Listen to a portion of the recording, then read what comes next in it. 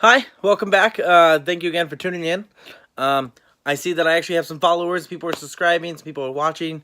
Awesome. I really appreciate it. I really do. It's nice to know that I'm not entirely crazy. There actually are people watching, so that's good. Otherwise, I'm a little cuckoo. I want to say uh, I am working on getting some more features. Hopefully soon I can get either a tablet or a laptop so I can actually start adding more features to my videos. Because yeah, and I'm also sorry. I do plan on getting like a tripod or something here soon. It's probably a bit rocky here. I don't want to give you guys motion sickness. I probably do, and I'm sorry. It's in the realm of the possibility for the future here. So this is still pretty new, pretty still figuring out which direction we're going here. But I promise soon we'll have a better course of action for it. Um, so last night I started talking about vampires. That's why I'm here. The reason why I want to talk about vampires, people are probably asking, is why in January am I going to talk about vampires? Well, as I said in my last video, the other night on Netflix added one of my favorite vampire movies, 30 Days of Night. And for those of you who haven't seen 30 Days of Night, it's basically a town up north of Alaska where every so often, basically, the town falls upon 30 days of darkness just because of how it's set, supposedly in the equator and all that fun stuff. And simply, vampires come and terrorize the town. It's pretty awesome. They actually send like a kind of like a human pet, kind of low life, nothing, a drifter. They send him into town first to destroy any way of getting out of there, like the helicopter. They think they send him in. He goes and steals all the local cell phones and burns them. Goes and kills all the mush dog. The mush dog. Basically, just gets rid of everything that could be in the way for a vampire. And the vampires come into town as soon as darkness falls, and they just start terrorizing the entire town for the 30 days they're there. It's pretty awesome because at first the vampires are, you can see that they've kind of been hiding all these years. And they even bring up, it took us centuries to convince humans that we were just a bad dream. So they've been living like not even a life out in the middle of nowhere. So they're kind of enjoying this. So they're not hunting to kill everyone in day one. They're slowly just doing it for fun, torturing people, enjoying themselves essentially. So that's kind of a craziness to it. Very bloody, very gory movie. I love it. I don't know why I love it. I just really do. I will start off saying when it comes to vampire movies, I haven't seen them all. It's on my list to do that, but I just haven't. So this isn't going to be an accurate list of best vampire movies ever, just because I haven't seen them all and I need to. And I know there's a couple big ones out there. I'll get to it.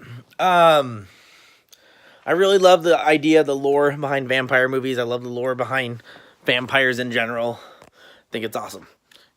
Can't go wrong with some Blade up there, right? Yeah. Blade. So let's start with Blade. So I know, right? It's right there. I'm a huge Blade fan. Wesley Snipes I thought was fantastic.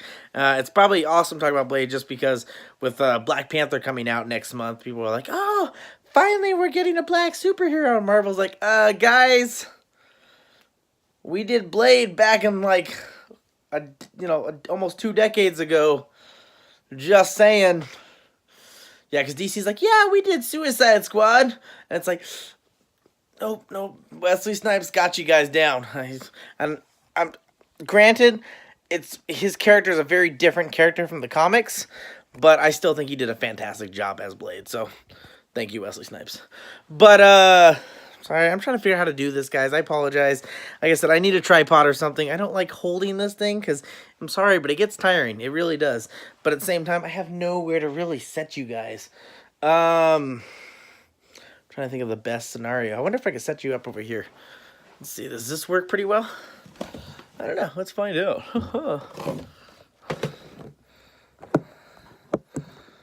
That works for right now. Okay, I can do with that. So Blade. I think Blade, honestly, just the idea, the trilogy, the series was overall I would definitely, I would have to put Blade somewhere in the top 25 best vampire movies ever. When I say that, I put all three into like a little mush pile, simply just because they all bring something different to the table. You have the first Blade, which starts off the series, gives us just an overall pretty awesome story, pretty goriness, pretty cool way to bring it to it. Blade 2 was directed by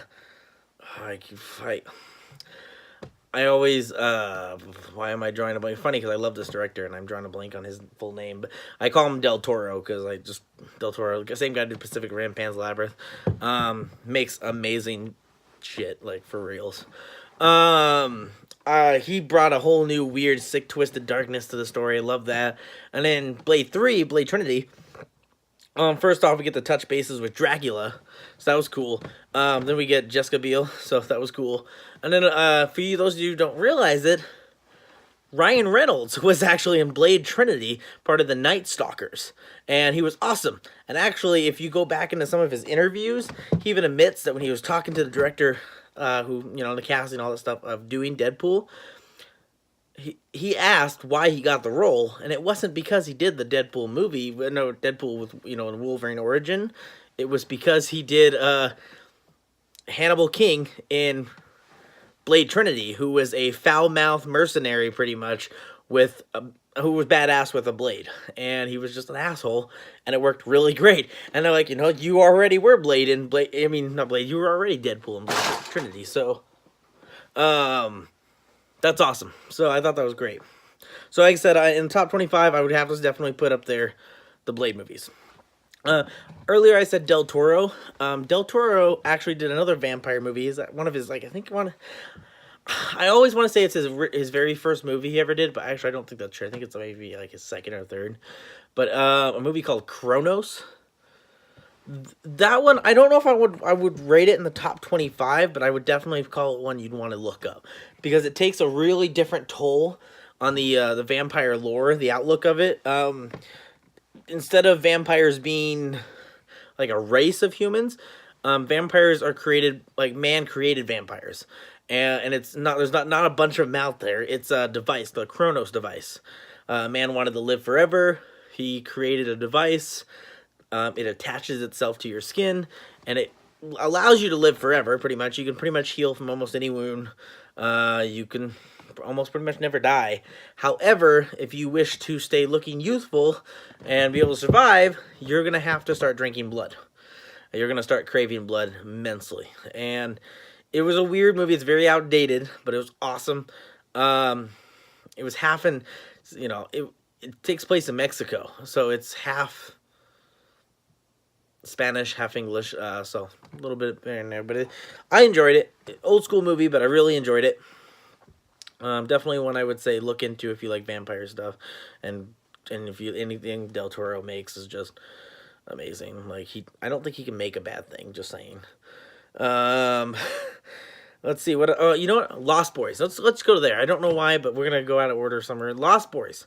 If you haven't seen Lost Boys, that's a fantastic vampire movie. I love Lost Boys. You got the Corey Haim and Corey Seldrick, or Feldrick. I can't say his name right. Oh well. That one's a fantastic one. Lost Boys will always probably be in the top 25 just because of how goofy and cheesy and just awesome it is. From Dusk Till Dawn, that's a fantastic movie. Quentin Tarantino and Robert Rodriguez. It's kind of cool watching that movie because, so that was one of those projects. So Robert Rodriguez directed the first half of the movie, and Quentin Tarantino decided to direct the second half of the movie. And you can very much tell when they take over, because the first half of the movie is a gory, gringy, kind of criminal movie, you know, has George Clooney in it, but him and his brother, which is Quentin Tarantino, are running from the law, and it's really gory and violent. And then while they're waiting at a bar in Mexico to meet up with some Mexican guy who's going to give them, you know, new identities, all that fun stuff, basically help them disappear into nothing because they're wanted by the law. Turns out it's a vampire bar. Oops. So, definitely some craziness there, and it just like snaps. It's one movie, a criminal, violent war movie, not war movie, but you know what I mean. And then next second, it's vampires galore, blood everywhere, and cheesy. It's awesome. So that would definitely be in the top 25 from dusk till dawn. I mean, it had like 2 or 3 spin-off movies and a spin-off TV series. Now, from what I've been told, the movies in this show were terrible. I haven't watched them, but the first movie, awesome. Um, I would definitely have to put in there. God, there's so many. I'm a big Buffy the Vampire Slayer fan. There's Angel. Um, People love Vampire Diaries, but I think that's stupid. There's True Blood. There's. I know I'm forgetting so many right now, and I don't know. Another interesting one. I wouldn't nominate it as the top 25 by any means, but it's definitely one that steps outside the box. A movie called Life Force. Life Force is an old, I want to say like early 80s, late 70s film, I want to say. God, I'm probably wrong on that, but oh well. Life Force takes the vampire look a totally different direction. It's basically simply vampires aren't a race of humans or something that lives on Earth. They're actually a race of aliens that every 1,000 years comes to Earth. So that kind of helps explain why they haven't been in our society today. They've just been, out there. So that's an awesome one. It's weird. I will admit, one cool part of it is the main actress. She's half naked, like I want to say 70% of the movie. So, I mean, if you're looking for something stupid in a snuff film, there you go. But it's not bad. It's a different take. As I said, I love True Blood. It's stupid, but I love it. So we're just gonna end that with that. No, I'm sorry. I'm not going to call Twilight a vampire movie. I will give kudos to, I forget her stupid ass name. I hate, sorry, I don't mean stupid, but you know what I mean. I'm sorry, but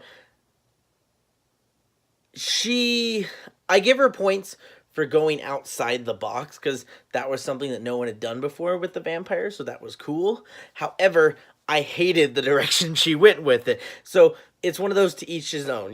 I don't think she ruined the series. I don't think she ruined the lore. I don't think she is terrible. I just think it wasn't my story. She did fantastic because she caught the eye of billions of people.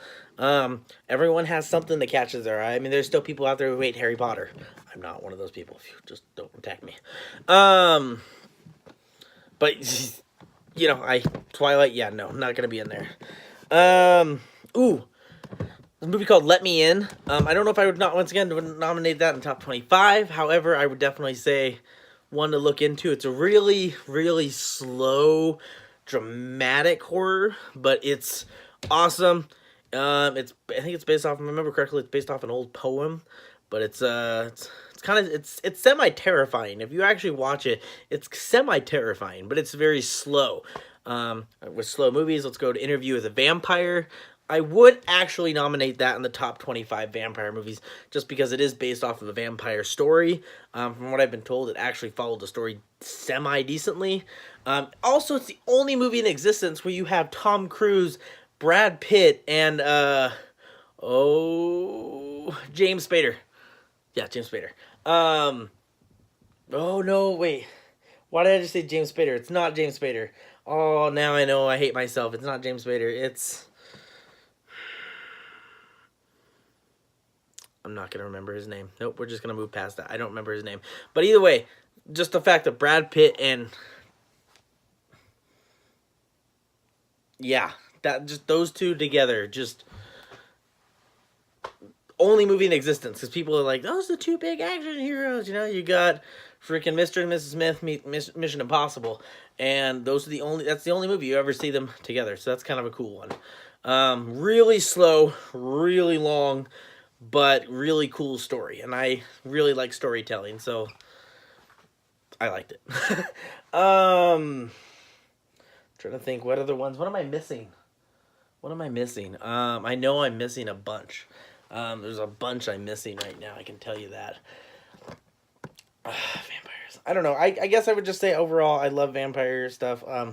Hopefully towards Halloween I'll have to talk more about vampires because this was a terrible session talking about vampires because I sadly didn't write anything about tonight. I was planning on it, but I was an idiot and forgot I had to work today. And I barely got off work and got home, like, I would say 20 minutes ago. It's, a little after 11 o'clock at night.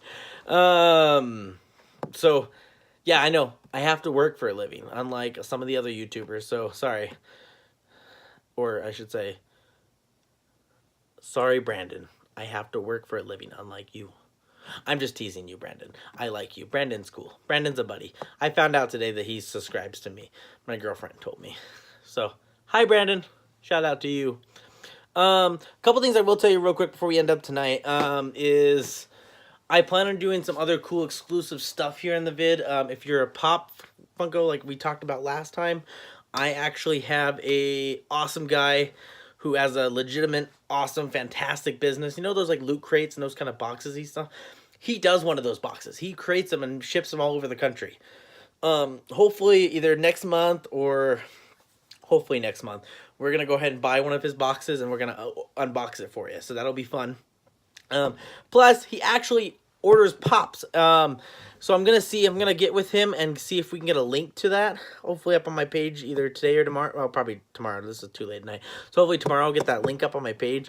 So if you're looking to pre-order pops or get the newest and coolest pops coming up, he's your guy to go to because he's one of the coolest people around. He'll make sure your pop is wrapped correctly, not like ordering it from China and getting it smashed and crumpled, or other stores, other retail who have proven not to know how to package things correctly.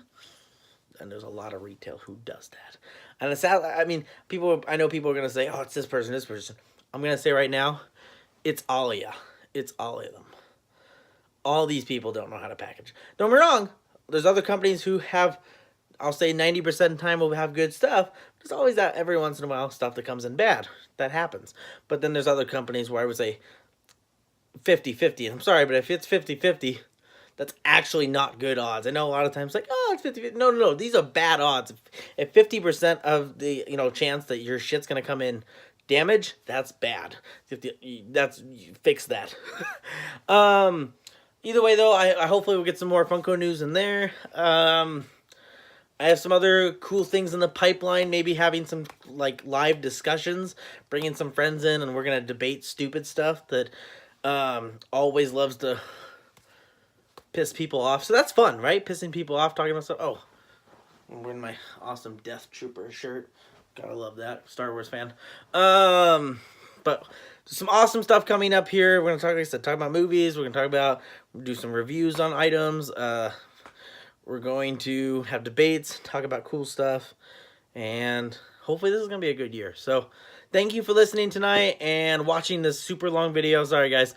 But hopefully either tomorrow, I'm hoping tomorrow, or the next day, we'll have some videos this week. I promise. Like, once again, if you want me to talk about something, I am super happy to talk about something. So send me something, write something in the comments, and I promise it'll be either tomorrow's session or the next, okay? Thank you. You guys have a great night, and always, like I said, stay classy.